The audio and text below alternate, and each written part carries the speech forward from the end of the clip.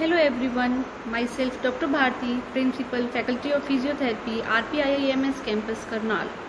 So welcome back to our YouTube channel RPIIT Academics.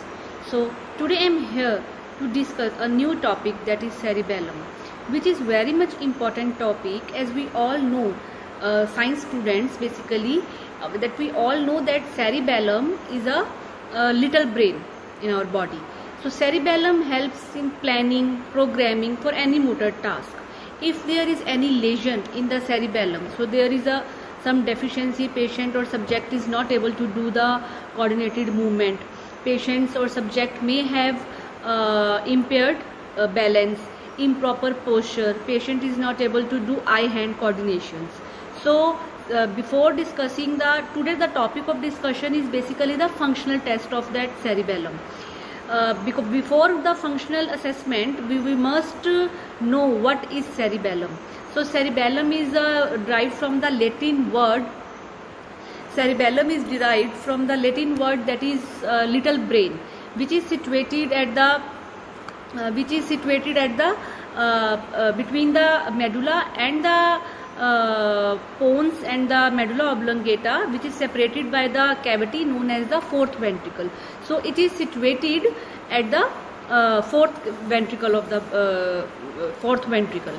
So cerebellum is learned by the three mnemonics basically, that is three cerebellar mnemonics, that is three lobe, means cerebellum has in three lobes, three fissures, three layers, three fibers, three peduncles, and based upon that classification, three functional divisions and three physiological divisions. We'll discuss one by one. So main part like cerebellum is, as I told earlier, it has two cerebellar hemispheres, which one cerebral hemisphere has three lobes, that is anterior lobe, posterior lobe, and the flocculonodular lobe. As the meaning told that three lobes.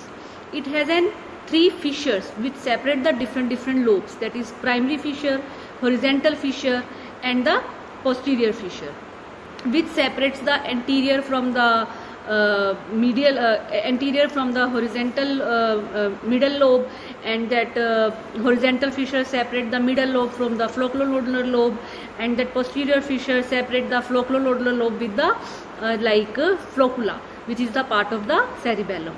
So it consists of three lobes, anterior, posterior, and the flocculonodular, and which consists of three fissures, that is primary fissure, horizontal fissure, and the posterior fissure, which basically separates the different type of lobes.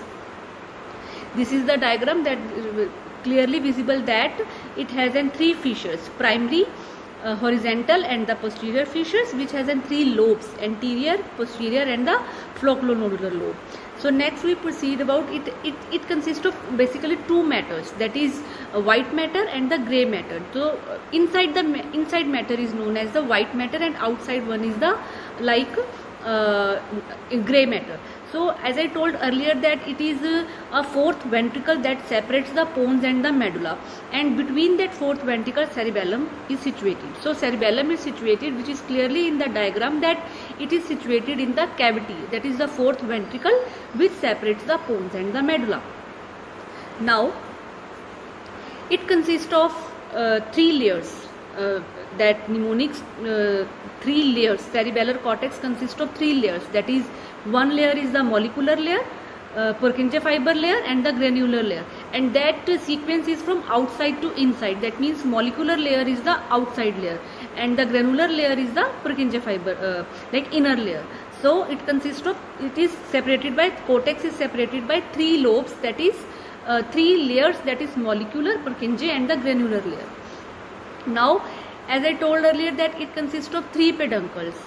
Again and again remembrance of that three is the three cerebellar mnemonics, that is it consists of three peduncle which give connection to the brainstem, that is midbrain, pons, and the medulla. Different parts are connected by different lobe peduncles, that is superior peduncle, middle peduncle, and the inferior peduncle. As the name that superior, upside is the cerebellum, that cerebellum superior, cerebellum is connected with the midbrain, as sequence is midbrain, pons, and the medulla, and middle peduncle is with the cerebellum, connected with the pons, and inferior cerebellum connected with the medulla. So it consists of superior peduncle, middle peduncle and the inferior peduncle. Now we come to, it consists of 3 functional and 3 phylogenetic classification. 3 functional and phylogenetic classification, that means previously it is known as that vestibulocerebellum, spinocerebellum, and third one is cerebrocerebellum. That is also based upon the function of that particular, as the name suggests, it is a like spinocerebellum. That cerebellum is connected to the spine, and we all know that spine is responsible for our muscle tone, coordination and the voluntary movements. So that's why spinocerebellum.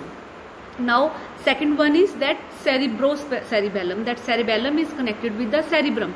Cerebrum consists of different cerebrum consists of different areas which are useful for that that balance and the voluntary movement. So cerebellum consists of different areas, that is for the sensory awareness and for the motor awareness. So that cerebrocerebellum connected to the cerebrum, which is responsible for voluntary movements. And third one is vestibulocerebellum. Name suggests vestibular nuclei. Vestibular nuclei is responsible for that balance and the eye-hand movement.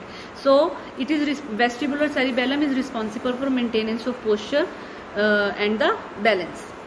Now there are different type of functions. So this is all about the basic functional anatomy of that cerebellum.